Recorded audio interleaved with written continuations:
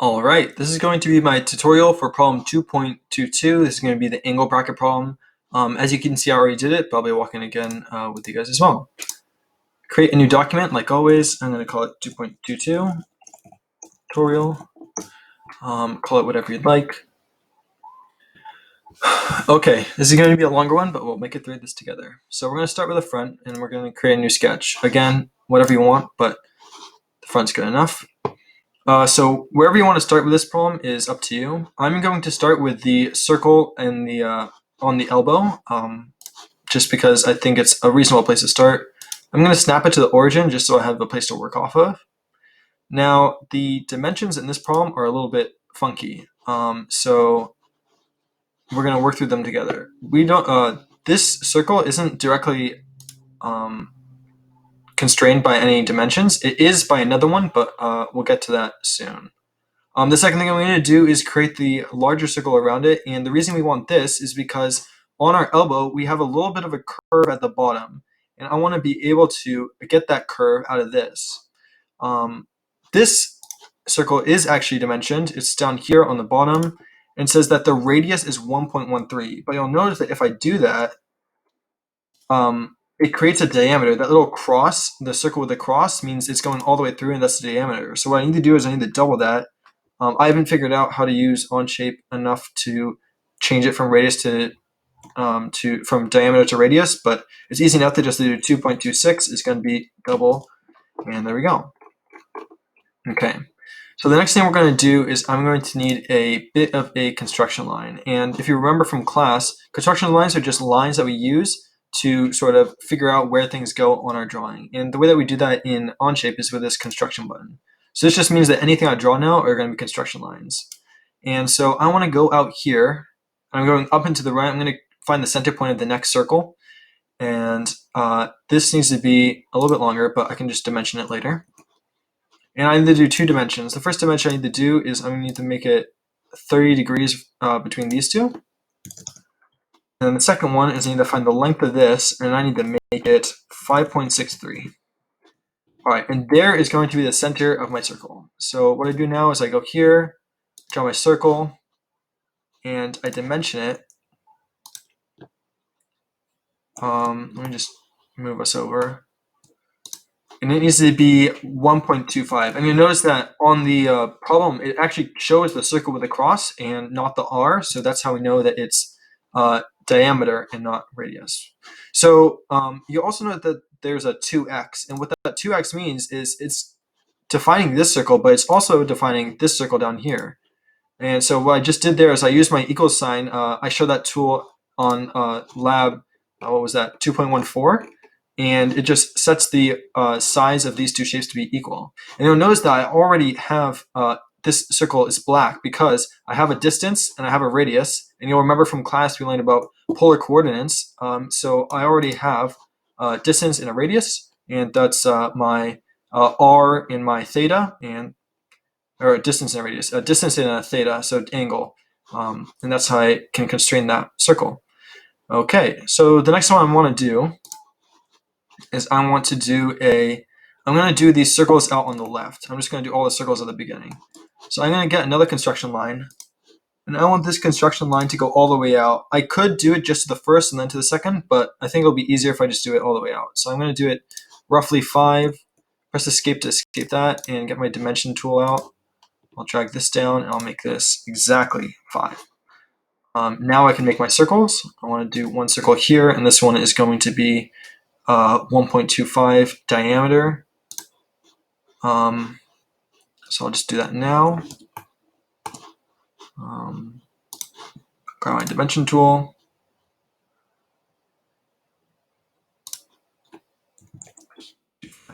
Now you notice that on the instructions, we actually don't have a diameter for this circle, and I'll show you how to fix that later and get the right dimensions. But for now, we're going to roll with this.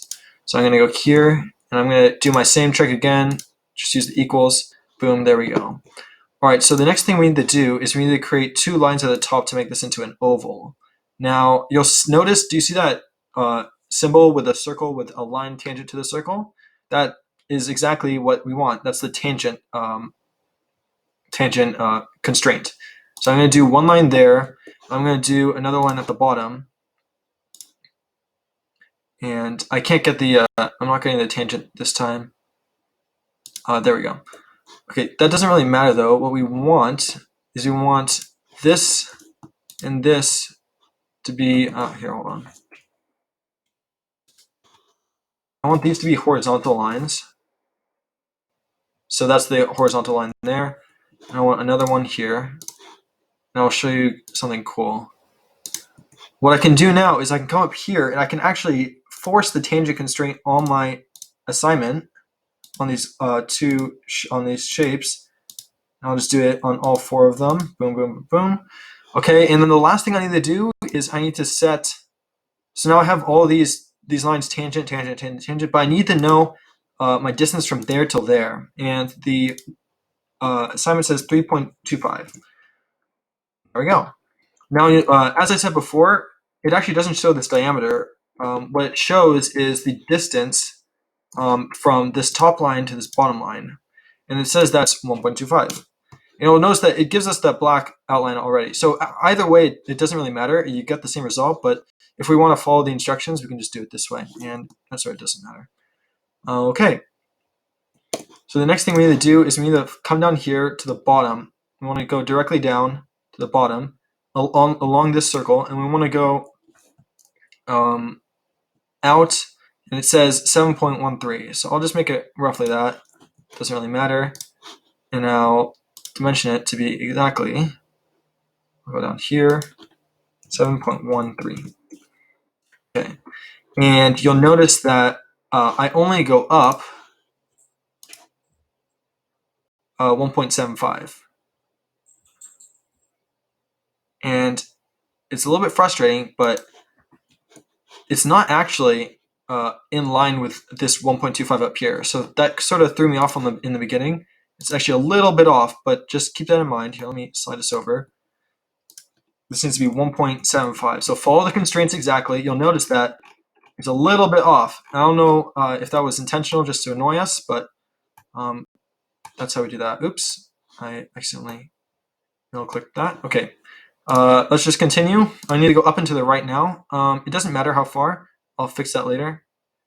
I'll just say it's like that for now. And again, grab my dimension tool. I want the angle between there and there. And I want that to be, man, they really dry it out. Okay, 45. Okay, and then I also want between this point and here, and this needs to be 2.63. Okay, no, not 75, 45. Okay, there we go. So now this part's going to be, oops, forgot to press control. This part's going to be a little bit tricky. So what we need to do is we need to get this line, and we want to drag it up. We want it to be, okay, so what we want is we want a line that's parallel to this line that goes up in this direction and is tangent to this outer circle. So what I'm going to do is I'm going to draw a janky line that goes in the general direction, but that has no constraints. And this is just a temporary thing. And I'll go here and I'll say, okay, I want to get my parallel tool, or B. I want to make these 2 lines parallel. And I want to get my tangent tool, and I want to make these 2 tangent. Oops. Parallel, tangent. So you notice I made a mistake. I actually placed this on the horizontal axis. So what I need to do is I need to go in here and press delete on there. And there. And now what I'll be able to do is get my tangent tool and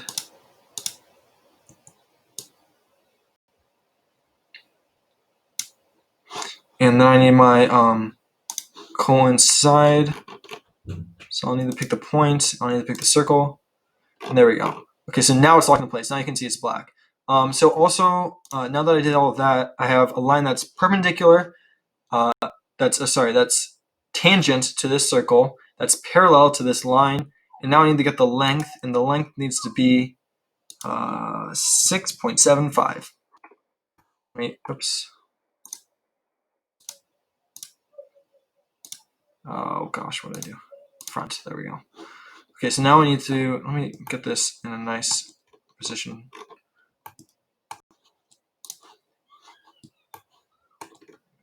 Okay, so now I have that. Now I just need to do the same thing I did over on the left, but up here. So I'll draw another line. This one needs to be perpendicular, so I got the dotted line, and I know the length. And I'm just going to generally draw this out. I want something that looks a little bit like that. Now let me constrain it into place. I